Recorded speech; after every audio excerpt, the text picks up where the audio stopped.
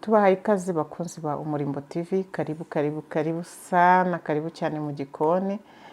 Nkuko mubibona rero, murabona yuko noneho uyu munsi tugiye guteka izi mboga muri kubona ndi gutunganya. Hari abazizi ariko hari n'abandi bantu batazizi, cyane cyane nk'abana bavukiye mu mujyi babawe bakaba bafite ba nyina wenda bataziteguye zino mboga, byagorana ko bazimenya. Tugiye guteka imboga zitwa ibisusa cyangwa se igisusa. Imboga zitwa igisusa rero ziraryoha kandi zibamo intungamubiri nyinshi, ziranaryoha cyane. Noneho abantu benshi banga kuziteka kubera kutamenya uburyo izi mboga zitekwamo kugira ngo ziryohe. Nkuko mubibona, uratangira ibisusa nyine ukabisoroma cyangwa se ukabigura mu isoko, warangiza biba bifite nyine utuntu umubiri watwo uba ukomeyemo ukuntu umeze nk'uhanda. Hanyuma rero mu kuzitunganya ugenda uzifata nyine ugashishuraho buhoro buhoro, kuko iba ari imboga guhera hano hejuru kuri aka kantu niko karyoshya imboga. Hanyuma ukazisusura nyine, niko babyita mu kinyarwanda cyumvikana, ukazisusura neza nkuko muri kubibona ndi kubikora. Twa tuntu tugakora iki, tukagenda tuvaho tumeze uku nguku, ngira ngo muri kubibona, ukagenda utuvanaho, ariko nyine umva ni akazi. Hanyuma rero iyo ugiye kugura, ugura izoroshye, ntabwo ugura izikomeye, cyangwa se nimba uzifite mu rugo rwawe usoroma tumwe tworoshye two hejuru, nibwo bigenda neza bigashya nyine bikaryoha. Ntabwo ari ibintu bikomeye cyane, ariko ikintu iyo umuntu atakizi of course kiramukomerera. Muri kumwe na Sauda mu gikoni rero nk'ibisanzwe. Hari ikindi gihe muba muri kumwe na Anifa, ariko ubu ngubu turi kumwe. Rero reka duteke igisusa, maze asigaye tujye twirira imboga z'ubwoko bugiye butandukanye. Twagiye tubigisha nyinshi ndetse n'izindi ziracyaza, n'izo muzumva mushaka cyane cyane mujye mutwunganira, mutubwire muri comment muti dukeneye ko wenda twiga guteka iki ngiki iki n'iki, tuganire duhane ibitekerezo. Hanyuma dukomeze twiyubakire umuryango nyine mwiza ushimishije.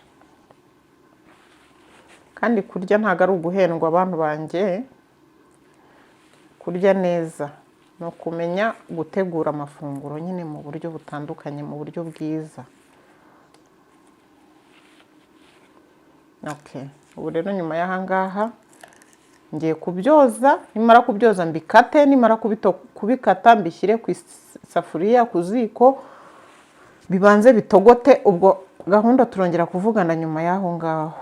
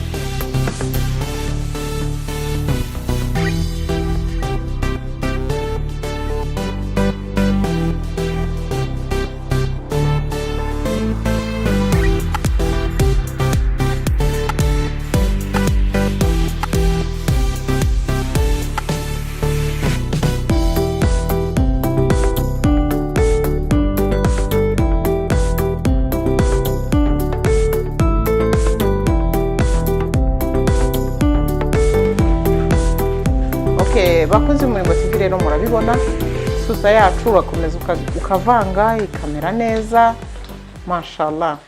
Murabibona ni imboga zamaze guterana zegeranye zafashe ibirungo. Nyuma y'ahangaha rero ndahita nkora iki, nababwiye ko nta birungo birenze, ushyiramo inyanya, ufite ibindi birungo ukunda gushyiramo we wabishyiramo, nta kintu biba bitwaye, burya ibirungo ni ibirungo nyine. Ariko nge nakoresheje ibitunguru, tungurusumu n'inyanya ziseye, cyangwa niyo waba ufite zidatse nta kibazo. Nyuma y'aho ngaho rero dufite ya mazi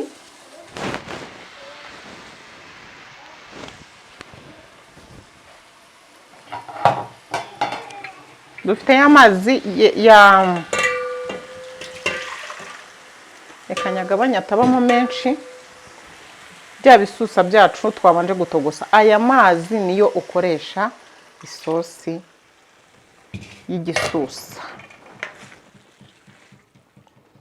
Mashallah, murabibona iki gisusa cyawe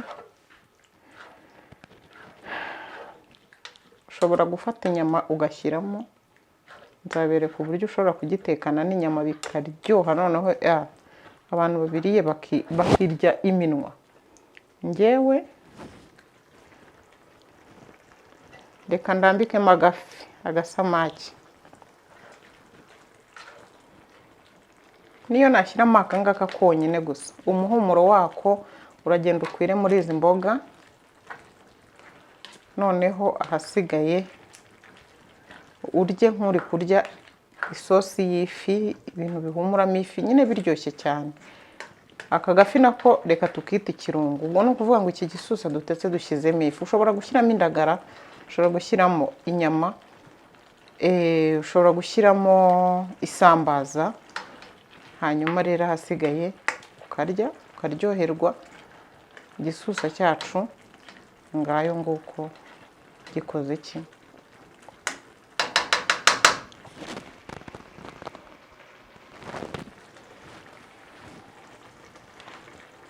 Kirahiye.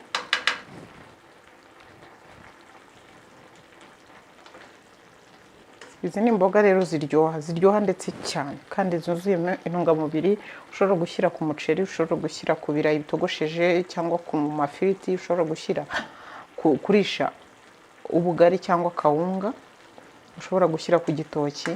Ahasigaye mashallah ukaryoherwa, ukamererwa neza, kubaka umubiri wawe cyangwa se ukaryohereza abo uba wateguriye. Ntimukabure imboga. Usanga nk'umuntu ahora ateka dodo igihe cyose, ugasanga umuntu ahora ateka amashu yonyine kubera ko wenda ari azi guteka. Mwa bagore mwe rero cyane cyane mwebwe muri gushyingirwa muri no minsi, mujye mukurikira Umurimbo TV mwigireho ibintu byinshi bitandukanye. Ibiganiro by'Umurimbo TV rero murabizi yuko umva ni uguhozaho. Imana ibarinde bakunzi b'Umurimbo TV rero, tuzasubira ubutaha mu bindi biganiro. Hagize ikibazo icyo ari cyo cyose waba ushaka kubaza, jya muri comment cyangwa urebe nomero zacu hasi gatoya ya titre y'ikiganiro, uzasangaho nomero zacu, uduhamagare cyangwa se utwandikire, utubwire ibitagenda, udushimire ibigenda, cyangwa se niba hari n'ikibazo ushaka ko tuzaganiraho uduhe inama cyangwa inyunganizi. Murakoze, Imana ibarinde, turabakunda.